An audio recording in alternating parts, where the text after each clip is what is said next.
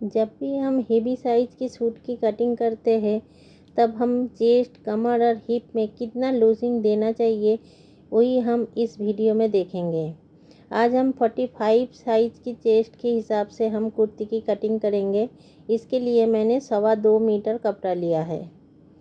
पहले हम हिप के साइज़ के अकॉर्डिंग हम कपड़ा फोल्ड करेंगे। हिप है इनका 50, तो 50 का चौथाई भाग करके प्लस 2 इंच करके हमें कपड़ा फोल्ड करना है। यहाँ पर मैं कपड़ा 2 फोल्ड में बिछाया है क्योंकि इसका डिज़ाइन एक ही तरफ जा रहा है, इसलिए हमें कपड़े को 4 फोल्ड नहीं करना है। जब भी ऐसे कपड़ा हमारा डिज़ाइन एक तरफ जाता हो तब भी आपको कपड़े को 4 फोल्ड में नहीं 2 फोल्ड में कपड़ा को बिछा के कटिंग करना है। पहले हम लेंथ के लिए ऊपर एक निशान लगाएंगे। इनका जो लेंथ है 40, तो नीचे मैं 2 इंच मार्जिन छोड़ूंगी।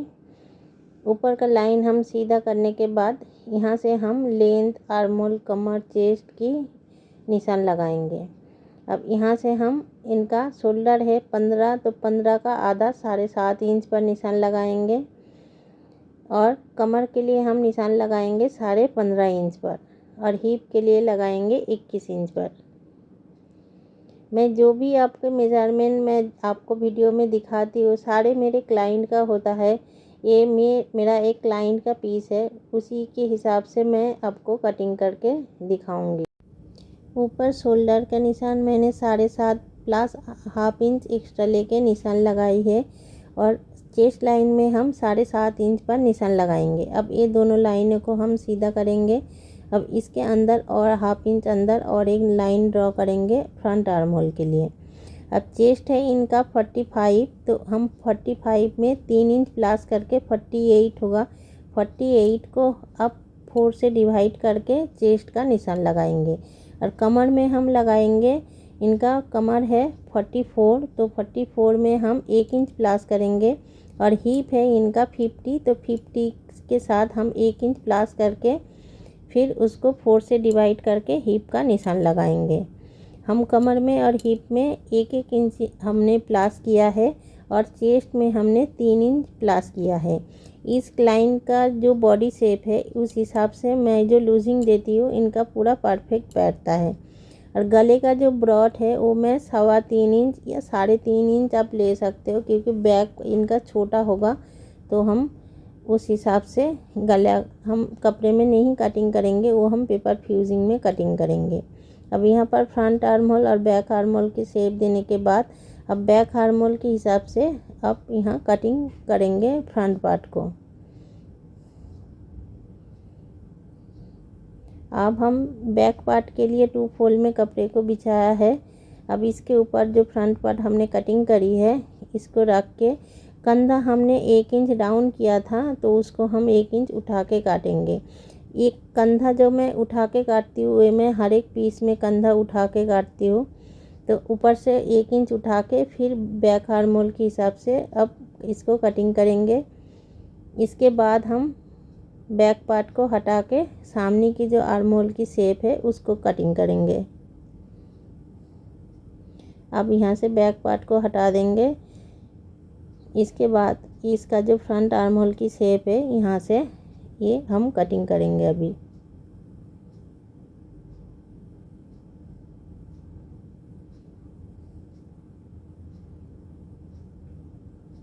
इनका मैं कमर में 1 इंच लूजिंग इसलिए दिया हूँ क्योंकि इनका चेस्ट और कमर में ज़्यादा डिफरेंस नहीं है। इनका कमर और चेस्ट में ज़्यादा डिफरेंस होता तो मैं कमर में 2 इंच या 3 इंच लूजिंग देके फिर बैक में डाट डालती। ऐसा भी बॉडी शेप आता है, जब इसी टाइप का बॉडी शेप आता है तो मैं बैक में 2 डाट डाल देती हूँ। अब बाजू के लिए मैंने बाजू की लंबाई के हिसाब से मैंने कपड़ा काटिंग करूँगी क्योंकि हमारा ये साइड से जॉइन आएगा।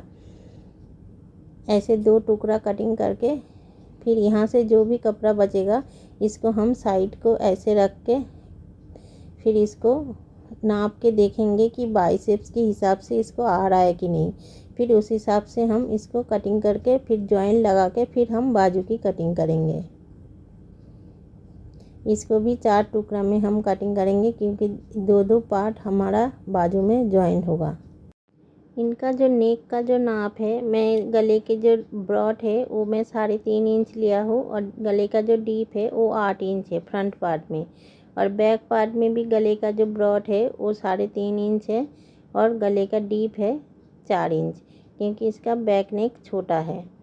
अब ऐसे पेपर फ्यूजिंग में हमने गला बना के इसको बना लिया फ्रंट पार्ट को, और बैक पार्ट को भी हम ऐसे सेम तरीके से बना के कंधा भी जॉइन कर लिया।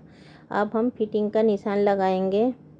अब इस वीडियो में आपको एक आसान तरीके से मैं सूट की जो साइड स्लीट होती है वो कैसे फोल्ड कर सकते हो आप बिना दिक्कत से, वो मैं दिखाऊंगी। अब मैं बाजू की जॉइन करूंगी गोलाई में। तो इसके लिए जैसे बैक पार्ट को मैं उठा के काटी थी, उसको ऐसे उठा के और पकड़ के ऐसे निशान लगाना होगा। यहाँ मैंने जो निशान लगाए थे वहाँ पर मेरा निशान मिल गया। अब यहाँ कुटका लगा के रख दूँगी, जब जॉइन करूँगी ये हमारा काम आएगा। अब बाजू की बॉटम का निशान लगा के अब यहाँ से एक सिलाई लगा देंगे।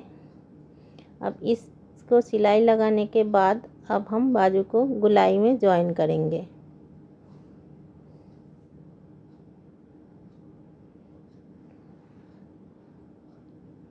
ये देखिए, यहाँ जो हमने कट लगा के रखे थे उसको अब इसको बाजू को खोलेंगे और ऐसे मिला के इसको गोलाई में अब सिलाई लगाएंगे।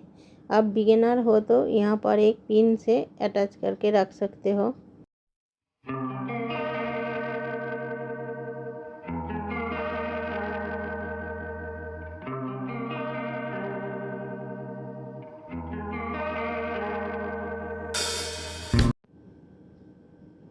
अब ये देखिए, बाजू हमारा गोलाई में लग गया है।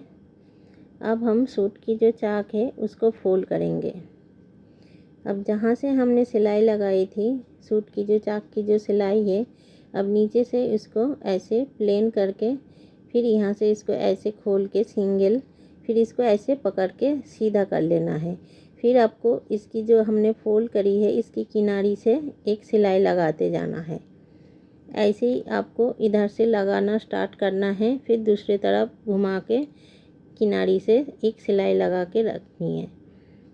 ऐसे सिलाई लगाने से आपको जैसे रेडीमेड सूट में जैसे साइड का सिलाई होती है, ये सिलाई भी आपको उतनी ही फिनिशिंग के साथ दिखेगा और आपको सिलाई लगाने में भी कोई दिक्कत नहीं आएगी।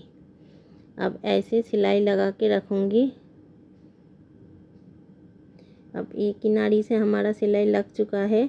अब इसको ऐसे फोल्ड करके और एक सिलाई लगानी है। अब ऐसे सिलाई लगाने से आपको कोई भी परेशानी नहीं आएगी। अब इसके लिए मैं और एक फोल्ड करने का और एक तरीका है, मैं उसका भी लिंक आपको दे दूँगी आई बटन पर, आप ज़रूर चेक करिएगा। वो तरीका भी आसान है। अब बिगिनर हो तो ये दोनों तरीका आप फॉलो कर सकते हो, तो आपको ऐसे सूट की चाक की सिलाई लगाने में कोई प्रॉब्लम नहीं आएगी। वीडियो आपको थोड़ा सा भी हेल्पफुल लगा हो तो प्लीज़ एक लाइक करिएगा, और नेक्स्ट वीडियो आपको किस टॉपिक के ऊपर चाहिए हमें कमेंट करके ज़रूर बताना। ये देखिए, मेरा सूट की जो फोल्ड है वो कितना फिनिशिंग के साथ मेरा सिलाई हो चुका है। चैनल में नए हो तो सब्सक्राइब करके बेल आइकन दबा देना, और वीडियो पूरा देखने के लिए थैंक यू सो मच।